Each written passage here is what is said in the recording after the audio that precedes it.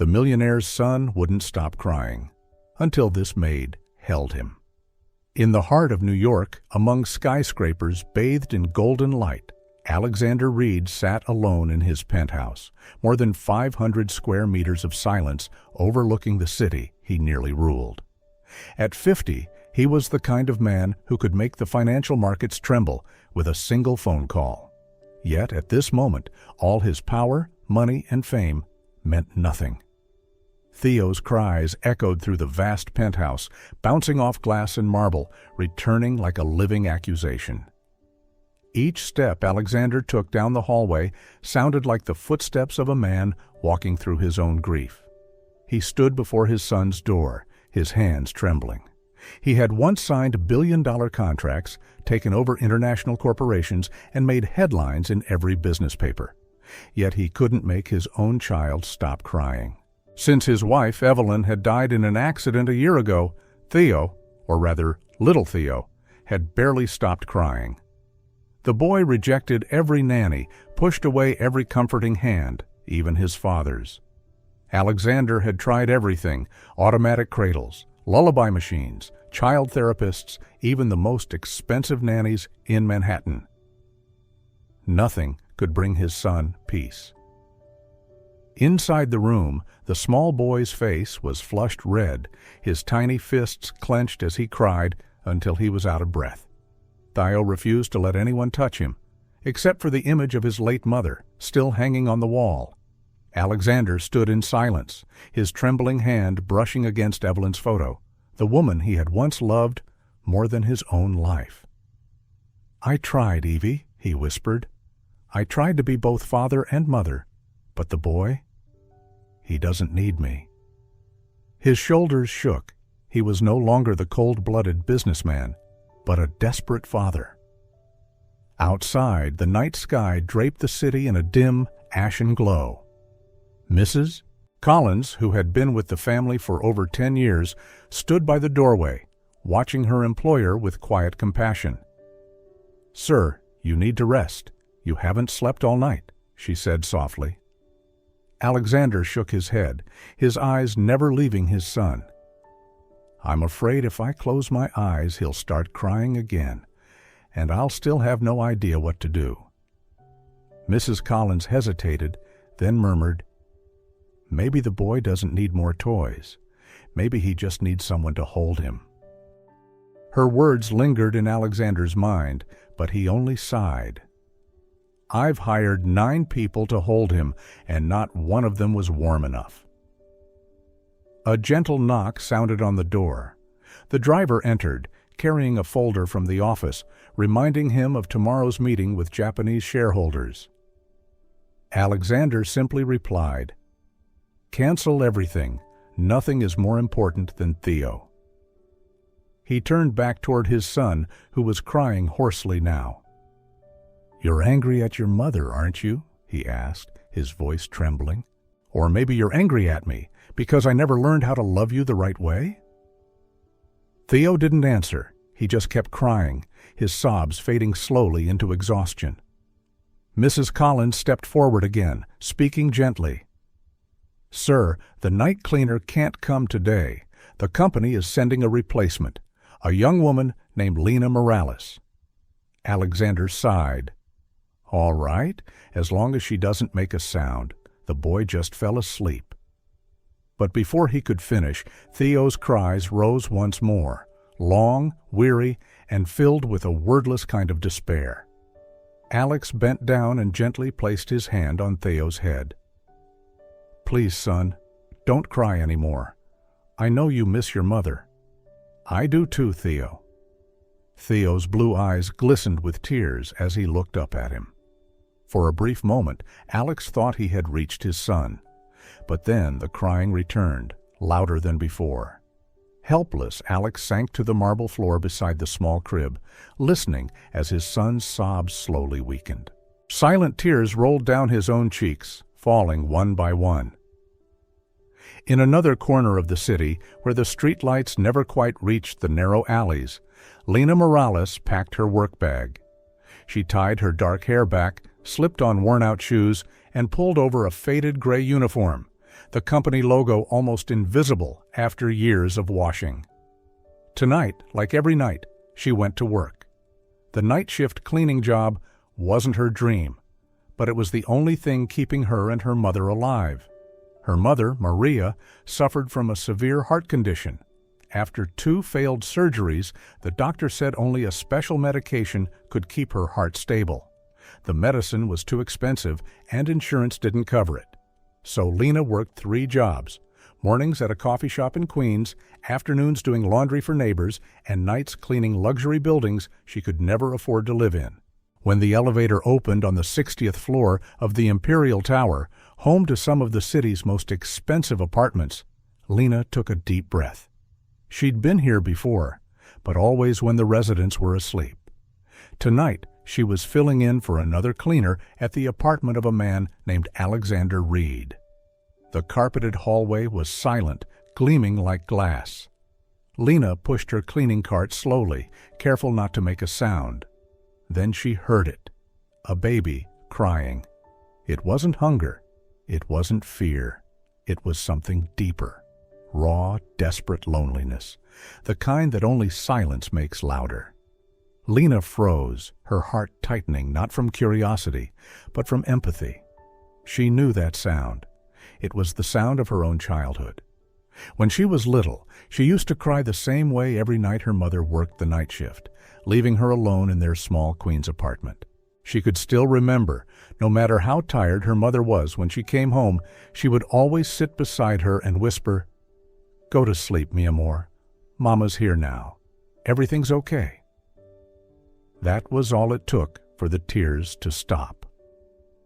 And now, standing in this hallway of marble and silence, Lena understood.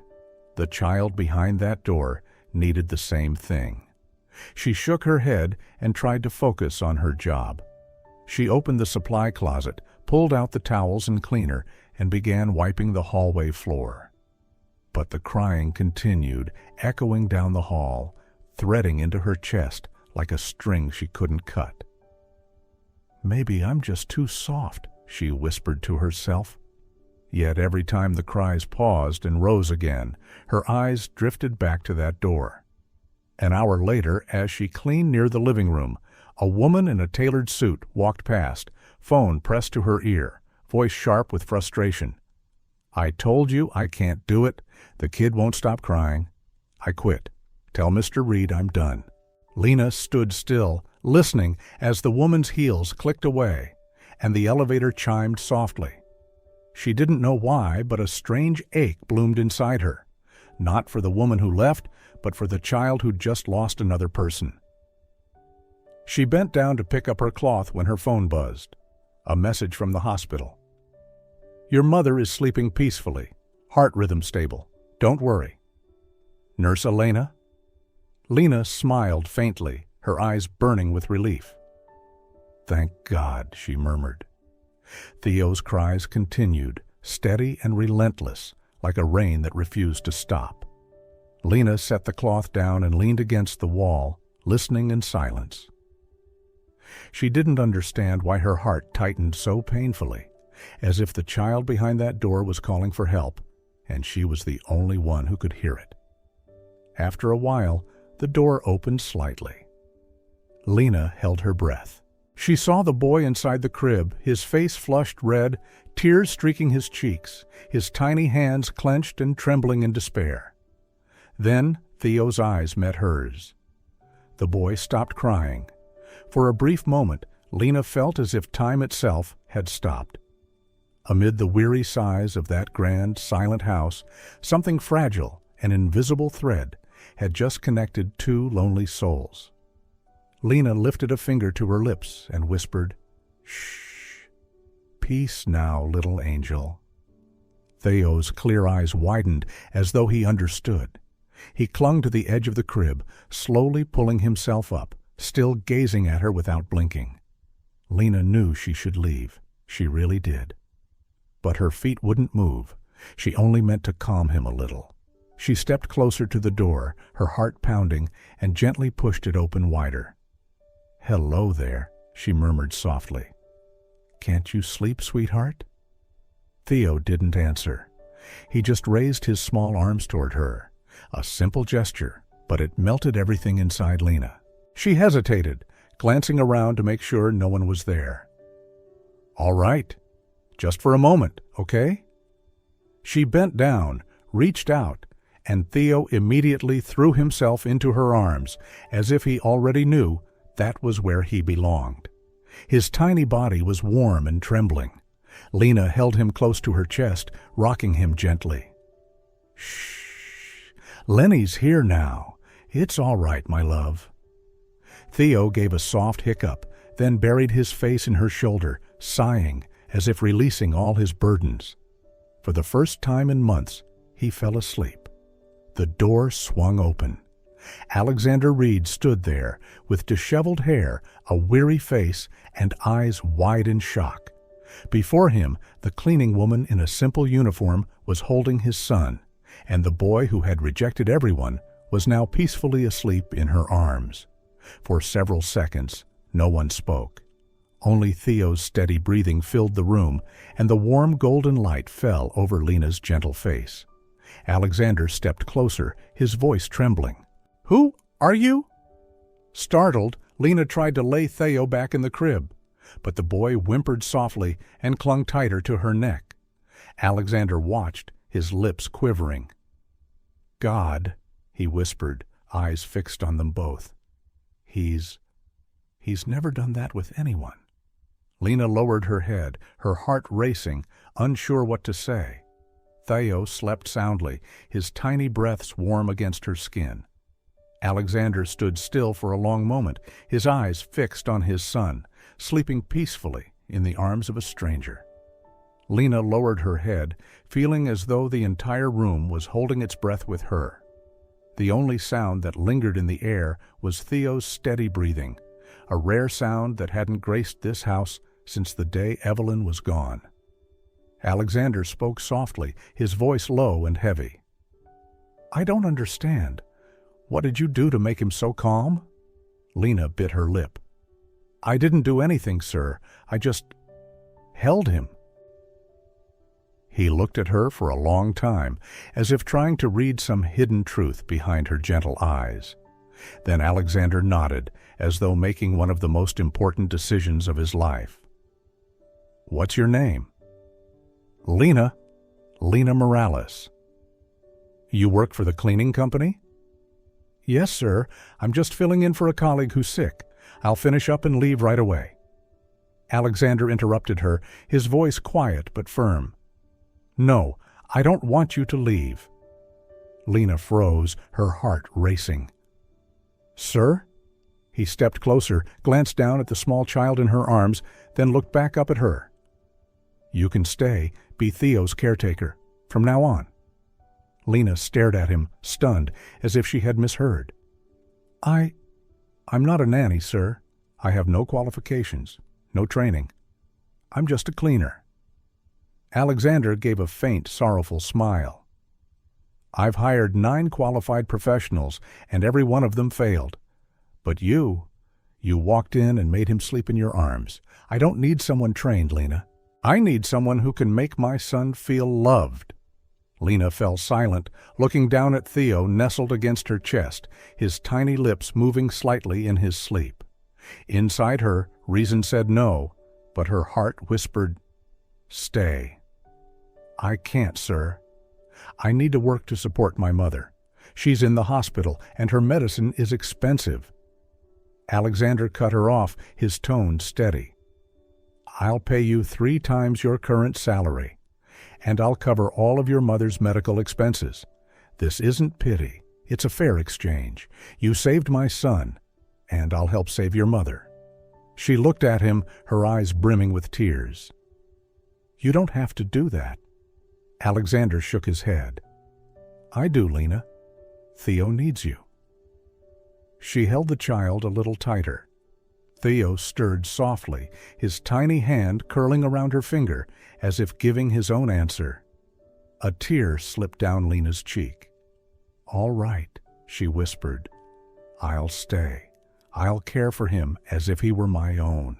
Alexander drew in a deep breath, and for the first time in months, A genuine smile appeared on his face. "Thank you, Lena. Maybe tonight, both of us have been saved." 3 weeks had passed since that fateful night, and the penthouse on the 60th floor was no longer a place of cold silence. The cries no longer echoed through the glass walls.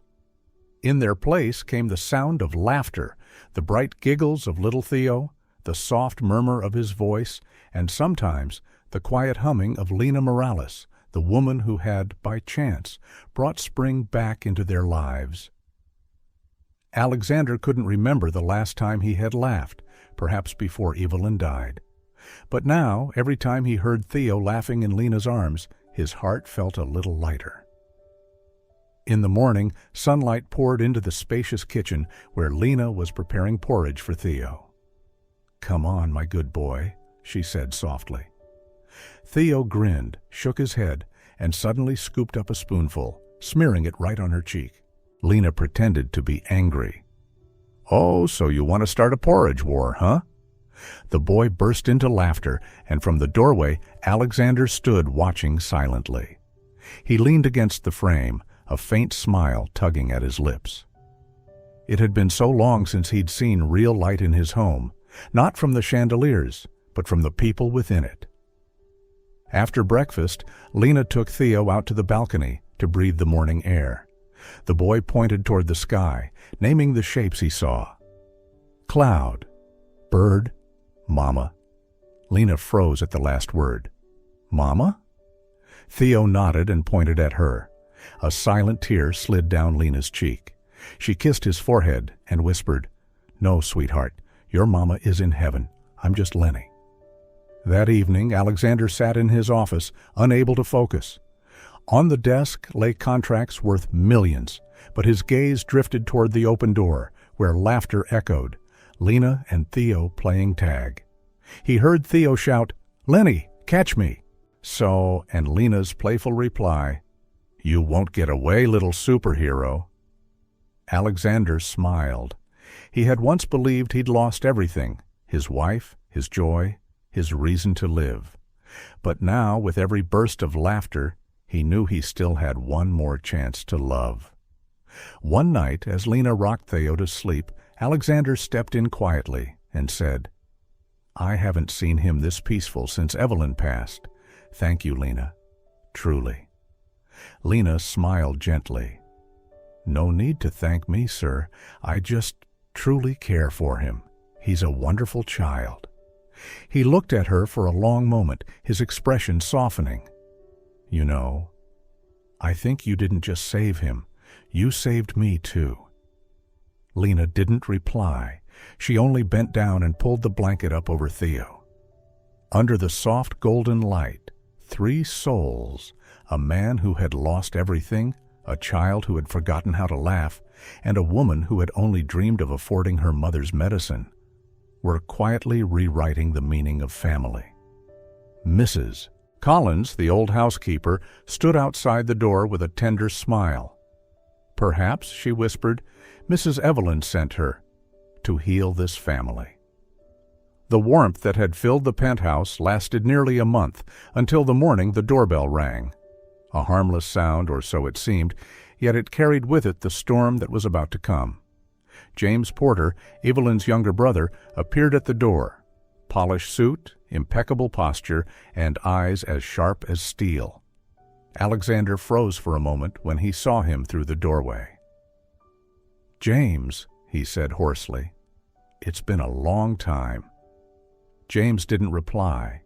His gaze drifted through the apartment and stopped at the corner of the room where Theo was laughing in Lena Morales' arms. His expression darkened. "I see my nephew is being well taken care of," James said, his tone edged with irony. "What should I call her then? The babysitter? Or the replacement?" The room fell silent. Lena set Theo down gently on a chair and bowed her head. "Good morning, sir. I'm Lena. I take care of Theo." James crossed his arms, his eyes scanning her from head to toe. The simple uniform, the hands still damp from cleaning. "Oh, I see. A maid." Alexander's jaw tightened. "That's enough, James. She's not just a maid. She saved Theo, if you must know." James smirked, walking slowly around the room. "I read about it. They called her the cleaner with a heart, didn't they?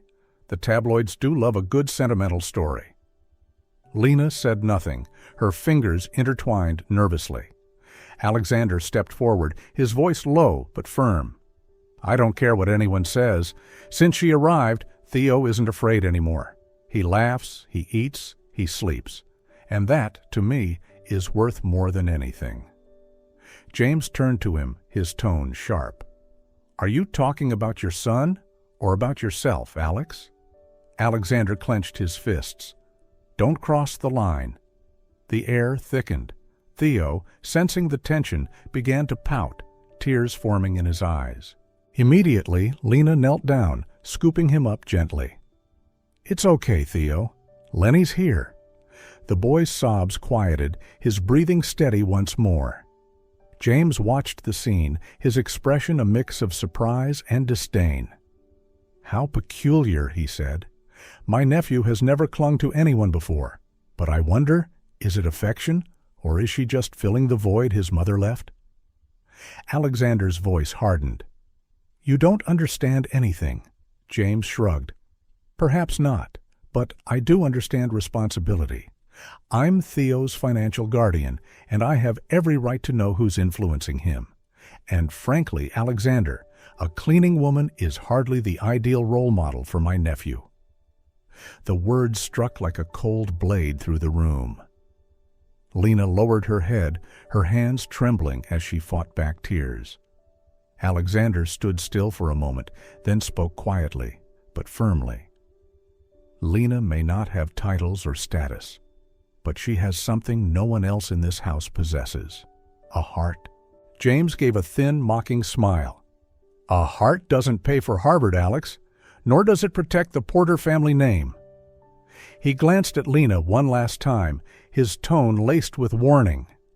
"I'll be watching this closely, very closely, because Theo deserves the best, not some tragic fairy tale." James turned and left, the door slamming shut behind him. Silence followed. Lena looked at Alexander, her voice trembling. I'm sorry, sir. I never meant to cause trouble for your family." Alexander looked at her for a long moment before replying softly. "No, Lena, you're not the trouble. You're the only good thing left here." He glanced toward the door. The storm had passed, but its shadow lingered. And deep inside him, a quiet fear began to grow. The storm had only just begun. 2 weeks after James left, peace slowly returned to the penthouse. Lena continued to care for Theo as always, reading him stories, teaching him to name objects, and every night singing him to sleep with a voice as soft as the wind. Alexander began to smile more often. Everything seemed calm again, until the outside world discovered them. That morning, Alexander was getting ready for a meeting when his phone began ringing nonstop. Messages flashed across the screen. "Have you seen the news? City Pulse just published photos of you and that woman. Mr. Reed, we need to handle the media crisis immediately." He opened his laptop, and on the front pages of 3 major outlets were bold headlines. "Billionaire Alexander Reed, rumored to be dating his maid." "The cleaning woman who stole Manhattan's tycoon's heart." Fairy tale or scandal? The photos were taken in Central Park, Lena sitting on a bench with Theo in her arms, Alexander standing beside them, smiling down at the two. Another showed him wiping a smudge of ice cream from her cheek. They looked far too intimate to explain away. Alexander felt his stomach tighten. He knew that a single headline was enough for the world to invent the rest of the story, and not kindly. Meanwhile, Lena had no idea what was happening. She was still in the kitchen, humming while making breakfast for Theo. It wasn't until Mrs. Collins came in, looking worried, holding a folded newspaper in her hands, that Lena sensed something was terribly wrong. "Lena, you should see this." She unfolded the paper. The headline struck her like a blow. "From Mop to Millionaire's Heart, the unbelievable story." Lena's hands trembled. She read every word, feeling as if the whole world was laughing at her. They called her a clever gold digger, a woman exploiting a widower's sympathy. The online comments were even crueler. She's clearly using the kid to climb up. A classic story. Maid seduces the boss. Tears fell onto the page. Lena folded the paper and whispered, her voice breaking, I didn't do anything wrong, Mrs. Collins." "I know, dear," Mrs. Collins said softly. "But sometimes the world doesn't care about the truth. It only cares about the story that gets more clicks." When Alexander came home, Lena was sitting on the sofa, her eyes red and swollen. Theo lay asleep in her arms, unaware of the chaos outside.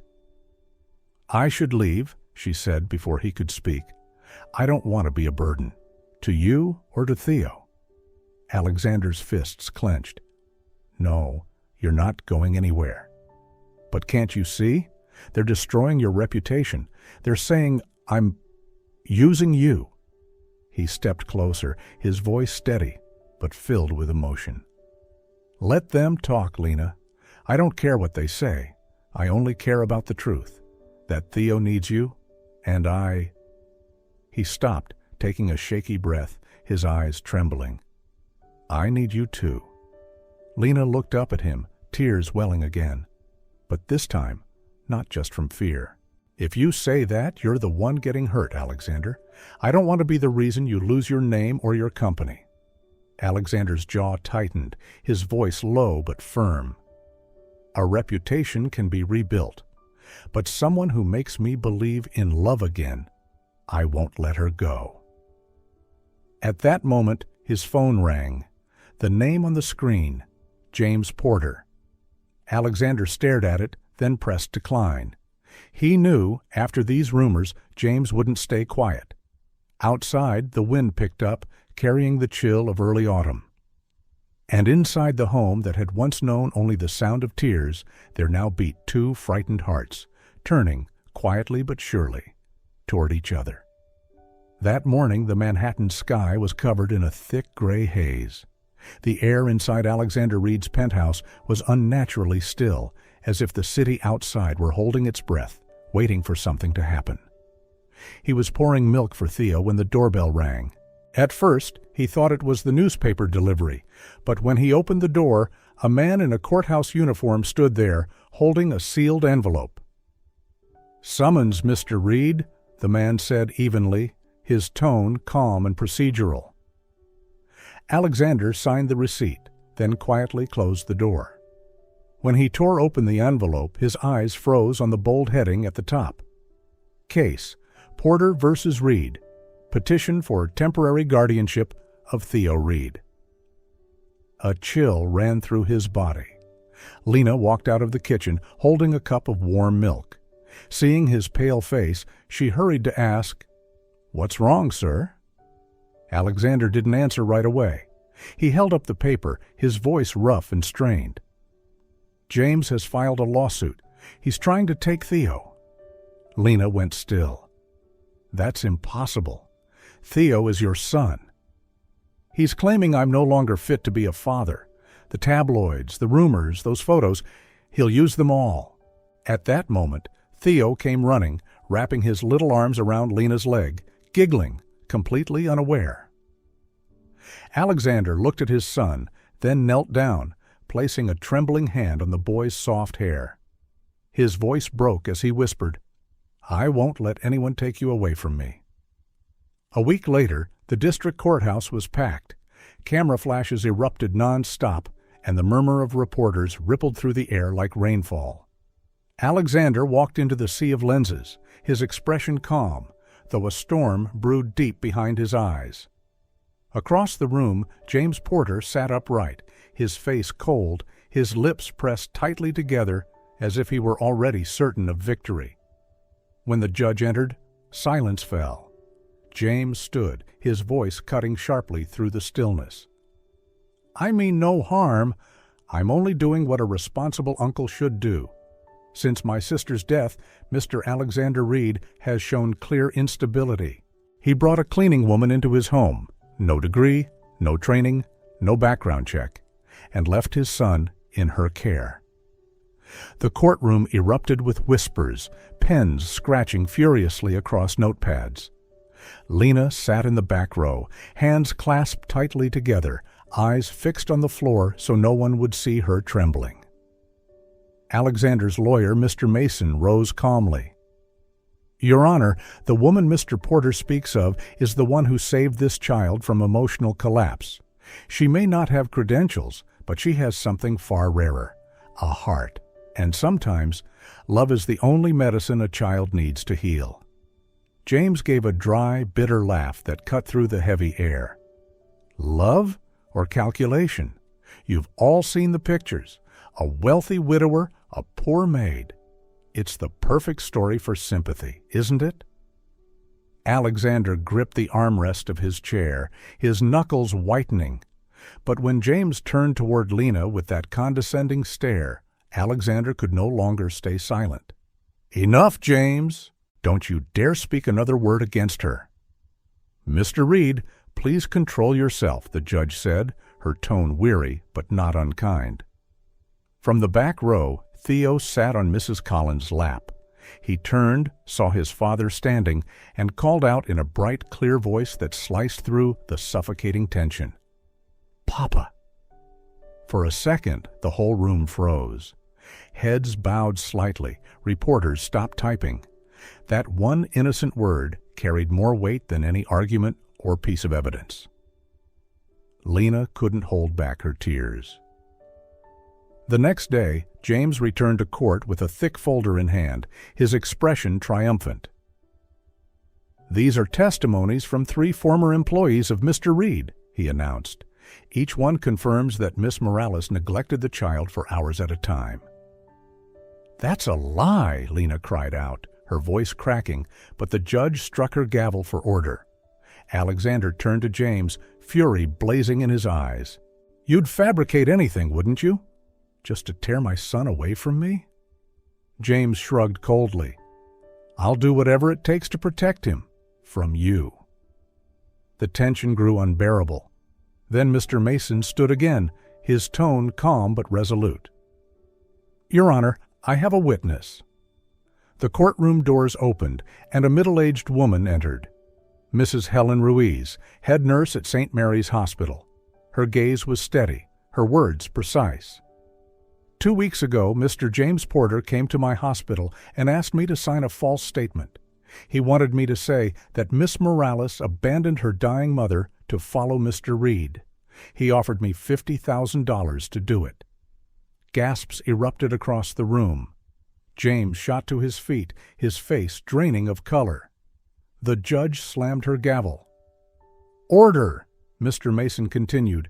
"It's clear the plaintiff's motive isn't the child's welfare, it's pride and control." The judge turned to Alexander. "Mr. Reed, the court needs to know one thing. Do you truly believe Miss Morales is the right person to care for your son?" Alexander turned toward Lena. She sat with Theo in her arms, the boy sleeping peacefully against her chest, his small fingers curled into her shirt. The afternoon light streamed through the window, wrapping them in a tender glow. "Not just the right person," Alexander said slowly, his voice deep but steady. "The only one? She taught my son to laugh again, and she taught me how to be a father." A hush fell. Lena wept silently. Mrs. Collins dabbed her eyes with a handkerchief. Even the court clerk had to look away. That afternoon, the verdict was delivered. James Porter's petition was dismissed. Custody of Theo Reed remained with his father, and James's attempted falsification would be referred to the district attorney's office. Alexander sat motionless for a moment, then closed his eyes. A single tear slid down, not from fear, but from relief. He turned to see Lena holding Theo tightly. The boy laughed softly in her arms, untouched by the storms of the adult world. For the first time in years, Alexander felt his heart lighten. He finally understood. Some battles aren't fought to win, but to protect what truly matters. And sometimes, strength doesn't come from power or reputation, but from a love pure enough to stand against the world. 2 months after the trial, Manhattan seemed to have changed its colors. The sky was no longer gray, and the mornings in Alexander Reed's penthouse felt warmer than ever. No more ringing phones, no more vicious headlines, no more judgmental stares from the world outside. Only the sound of a child's laughter echoing through the rooms, mingling with the smell of baked bread and the rhythm of a simple, happy life. Lena sat on the floor, helping Theo put on his little brown shoes. The boy ran around, laughing brightly, his hair tousled in the morning light. "Mommy, Lenny, I want to go to the park," he shouted in his clear, sweet voice. Lena laughed softly. "All right, but you have to wear this scarf first. It's chilly today." Since the trial, no one saw her as a maid anymore. No pity, no curiosity. She had become part of this home, as natural as breath. And Alexander, the man once known as Manhattan's coldest tycoon, was now simply a father who knew how to tie his son's shoes, and a man who had learned how to smile from the heart. He stepped out of his office. "Are you two ready?" he asked, his voice unusually warm. Lena turned around, and her smile caught the sunlight, making Alexander fall silent for a moment. Once he had believed his heart had died with Evelyn, that love was a luxury for dreamers. But then Lena arrived, not with silk dresses or promises, but with calloused hands and eyes that listened. And since then, this house had begun to live again. That afternoon, they took Theo to Central Park. Golden leaves drifted along the path, autumn winds carried the scent of damp earth and the distant sound of street musicians. Theo ran ahead, holding a small bear-shaped kite, laughing every time the wind lifted it high. Alexander and Lena walked slowly behind, eyes following their son, hearts light as air. "Do you remember the first time we came here?" Alexander asked, his voice deep and reflective. Lena nodded with a gentle smile. "How could I forget?" She bent down to pick up Theo's fallen scarf and whispered, "It's strange, you know? I used to think happiness was something meant for other people, but now I realize it's simply when someone truly sees you." Alexander stopped, looking deeply into her eyes. His voice was soft as the wind. "I saw you, Lena, from the very first moment you held Theo in your arms." She smiled through her tears, not of sadness, but of a quiet joy she had never known before. That night, after Theo had fallen asleep, Alexander and Lena sat together on the balcony, watching the city lights stretch across the horizon like a river of stars. Below, New York buzzed with life, but up here, there was only peace. "Did you ever think," Alexander said softly, "that it all began because of a broken pipe?" Lena laughed. "If it weren't for that pipe, you'd probably still be the coldest man in Manhattan." "And if it weren't for you," he replied, smiling, "I'd still have no idea what love means." He took her hand, their fingers intertwining like two pieces of a puzzle finally finding their place. "Lena Morales," he said softly, taking her hands. "Stay with us, not as the woman who saved us, but as the woman who belongs here, as the one I love, and as the mother of my son." She looked at him, speechless, her heart overflowing. In the home that had once echoed with tears, there was now only the sound of two hearts beating as one.